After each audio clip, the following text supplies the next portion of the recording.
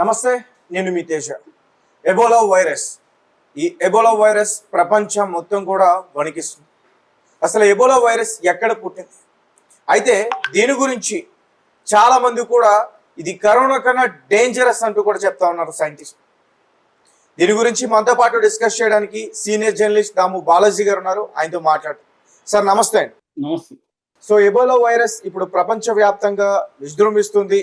అధిక సంఖ్యలో చాలా మంది ప్రజలు చనిపోతున్నారు ఈ వైరస్ బారిన పడి. కరోనా కన్నా చాలా డేంజర్ అని చెప్తున్నారు. ఇప్పుడు మన భారత్ కేరళ రాష్ట్రంలో కూడా ఇది వచ్చేసింది. అక్కడ కూడా కొంతమంది ఈ ఏదైతే వైరస్ ఉందో దాని బారిన పడి చాలా మంది ఇబ్బంది పడుతున్న పరిస్థితి అంటూ కూడా చెప్తున్నారు. అలాగే వేలల్లో చాలా మంది చనిపోతున్నారు అంటూ కూడా చెప్తున్నారు. అసలు WHO ఏం చెప్తుంది? ఈ వైరస్ యొక్క డీటెయిల్స్ ఏంటి సార్? ఎబోలా వైరస్ అనేది పాతది కాదు, మనకు తెలుసు. ఆల్రెడీ కేరళలో కూడా వచ్చింది. దీని మీద ఒక సినిమా కూడా తీశారు వైరస్ మీద. సో ఈ ఎబోలా వైరస్ ఇప్పుడు మళ్ళీ ప్రపంచాన్ని వణికిస్తుంది. ఎందుకంటే WHO గ్లోబల్ ఎమర్జెన్సీగా ఈ డిసీజ్ను డిక్లేర్ చేసింది. కాబట్టి ఇది ఇప్పుడు అందరిలో కూడా ఆందోళన కలిగిస్తుంది. అయితే ఇది ఇండియాలో ఇంకా స్ప్రెడ్ అయితే కాలేదు. బట్ ఆఫ్రికాలో కూడా కాంగోలో, మామూలుగా కాంగో అంటే 2 రకాల కాంగోలు ఉంటుంది. ఒకటి Democratic Republic of Congo, 2 Republic of Congo, DR Congo అంటారు. ఇప్పుడు మనం మాట్లాడుకునేది డిఆర్ కాంగో రాజధాని కిన్షాసా.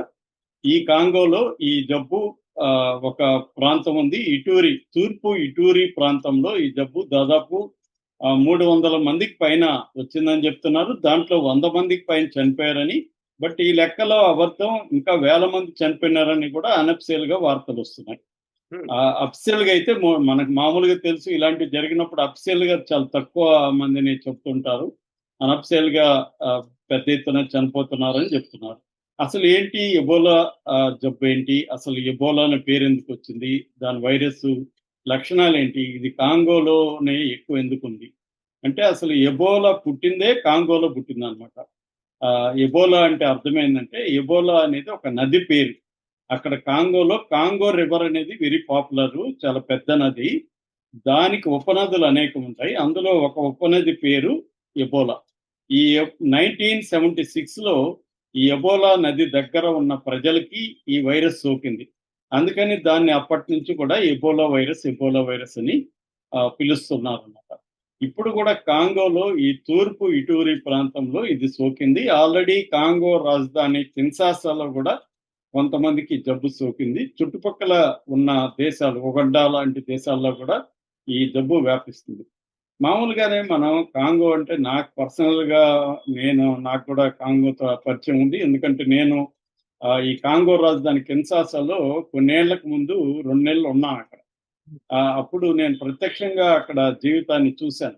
అక్కడ ఏంటంటే దారుణమైన పేదరికం ఉంటుంది.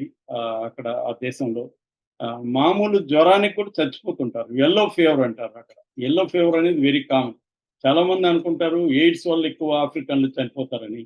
కానీ ఎల్లో ఫీవర్ వల్లే ఎక్కువ మంది చనిపోతుంటారు. ఎందుకంటే వాళ్ళకి విపరీతమైన పావర్టీ ఉంటుంది.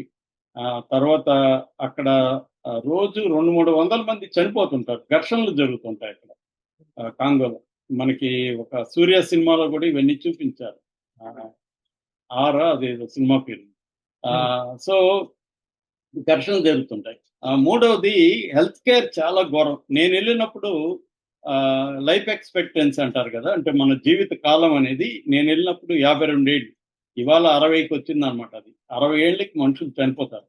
అదే ఇండియాలో అయితే 70 దాటింది, 72 అలా ఉంది. అక్కడ యావరేజ్లో 60 ఏళ్ళు. డిఆర్ కాంగోలో 60 ఏళ్ళు ఉందన్నమాట వయసు. ముఖ్యంగా మగవాళ్ళు చాలా అర్లీగా చనిపోతారు. వాళ్ళు చూడడానికి చాలా దృఢంగా ఉంటారు, విన్యాసాలు చేస్తుంటారు, ఫీట్లంతా చేస్తుంటారు, కానీ త్వరగా చనిపోతారు. ఎందుకంటే హెల్త్ కేర్ అనేది వెరీ పూర్ అనమాట. మందులు దొరకవు. హెల్త్ కేర్ కాస్ట్లీ కూడా. అక్కడ ఫీవర్ వచ్చి, జ్వరం వచ్చి పోతే $30 అవుతుంది డాక్టర్కి. అంత ఖర్చు పెట్టలేరు. పావర్టీ విపరీతంగా ఉంటుంది. అందుకని మామూలు జబ్బులు వస్తేనే చనిపోతారు. ఎబోలా ఏంటంటే, ఎబోలా వైరస్ అనేది ఎబోలా వైరస్ డిసీజ్ అంటారు, ఈవిడి అంటారు దాన్ని. ఈవిడి అనేది దాంట్లో 2 రకాలు ఉంది. ఇప్పుడు పాత ఎబోలా వైరస్ కంటే కొత్తగా వచ్చిన ఎబోలా వైరస్ మరింత డేంజర్ అని చెప్తున్నారు. దీన్ని బండి బుక్స్ వైరస్ అని పేరు పెట్టారు దీనికి మందు లేదు, టీకా లేదు, అంటే వ్యాక్సిన్ లేదు, ఎటువంటి మందులు లేవన్నమాట. దీని ఓన్లీ ఏంటంటే సిమ్టమాటిక్ ట్రీట్మెంటే చేసుకోవాలి. సిమ్టమ్స్ ఏంటంటే మామూలుగా మనకి వైరల్ ఫీవర్లు వస్తే ఏం సిమ్టమ్స్ ఉంటాయో అవే ఉంటాయి. జ్వరం ఉంటుంది, కండరాల నొప్పులు ఉంటాయి, గొంతు నొప్పి ఉంటుంది, తర్వాత హెడేక్ ఉంటుంది, ఇవన్నీ ఉంటాయి. ఇది ప్రాథమికంగా ప్రైమరీగా ఉండే లక్షణాలు. కొద్దిగా ముదిరినాక వామిటింగు, తర్వాత విరేచనాలు, దద్దుర్లు, ఒళ్ళంతా దద్దుర్లు వచ్చేస్తాయి. తర్వాత రక్తస్రావం జరుగుతుందన్నమాట. రక్తస్రావంతో చనిపోతారు. దీని ఫెటాలిటీ రేట్ అంటారు. ఫెటాలిటీ రేట్ అంటే మరణాల రేటు. అంటే 100 మందికి సోకితే 50 మంది చనిపోతారు. 50% అన్నమాట మరణాల రేటు. అందుకని దీన్ని డేంజరస్ అని చెప్తారు. కాంగోలో ఏంటంటే వాళ్ళు బేసిక్, ఇందాక చెప్పినట్టుగా బేసిక్ నీడ్స్ వాళ్ళకి మామూలుగా 12 గంటలు కష్టపడితే ఒక పూట గట్టిగా తినలేని పరిస్థితి వాళ్ళకు ఉంటుంది. అంత పేదరికం ఉంటుంది అక్కడ. సో అలాంటప్పుడు ఈ మందులు, ఈ టీకాలు, దాన్ని ఏమంటారు, ఇమ్యూనిటీ పవరు, ఇదంతా పెంచుకునే పరిస్థితి ఉండదు. అంటే మామూలు ఆహారమే దొరికేది కష్టమైనప్పుడు మనకి ఒక బ్యాలెన్స్డ్ డైట్ అనేది, వాళ్ళకి ఇమ్యూనిటీని పెంచుకునే డైట్ అనేది ఇంకా అసలు తెలియని కూడా తెలియదు అనమాట. అందుకనే 50 ఏళ్లలో ఆఫ్రికా దేశంలో దాదాపు 20,000 మంది ఒక్క ఎబోలాతోనే చనిపోయారు. ఇంకా ఎయిడ్స్, ఇతర వ్యాధులు పక్కన పెడితే ఒక ఎబోలాతోనే చనిపోయినారు. ఒక కాంగోలోనే 2018, 2020 ఆ 2 ఏళ్లలో 2,300 మంది ఎబోలాతో చనిపోయారన్నమాట. సో అంత డేంజర్ ఇది. ఇది వ్యాపించేది ఎక్కువగా ఏంటంటే ఒక వ్యర్థాలు ద్వారా వ్యాపిస్తుంది. ఆ తర్వాత మనిషి చెమట ద్వారా, వీటి ద్వారా వ్యాపిస్తుంది అన్నమాట. అంటే మనం విసర్జించే పదార్థాల ద్వారా ఇది ఒకరి నుంచి ఒకరికి వ్యాపిస్తుంది. సో ఇప్పుడు ఈ వ్యాధి, ఎందుకంటే ఆఫ్రికా నుంచి మనోళ్ళు కూడా వెళ్ళి వస్తూ ఉంటారు కాబట్టి, మామూలుగానే నేను అప్పుడు ఆఫ్రికా వెళ్ళడానికి ఉంటే కూడా నాకు ముంబైలో చాలాసేపు ఆపేశారు. ఎందుకంటే అది ఘోరంగా ఉంటుంది. అక్కడికి మీరు ఎందుకు వెళ్తా ఉన్నారు, అక్కడికి వెళ్తే మీకు జబ్బులు వస్తాయి, మీరు చాలా కష్టం ఉంటుంది అని చెప్పి ఆపేశారనమాట. అంతే, మన వాళ్ళని వెళ్ళడానికి కూడా అంత గవర్నమెంట్ అంత ఈజీగా పంపించదు. ఎందుకంటే అటువంటి పరిస్థితులు కొన్ని దేశాల్లో ఇప్పటికి కూడా ఉన్నాయి. అయితే కిన్షాసా లాంటి దేశాల్లో కిన్షాసా అనేది కాంగోకి రాజధాని. అది కొంత బెటర్గానే ఉంది. బట్ రూరల్ ఏరియాలు చాలా పూర్గా, చాలా దారుణంగా ఉన్నాయి.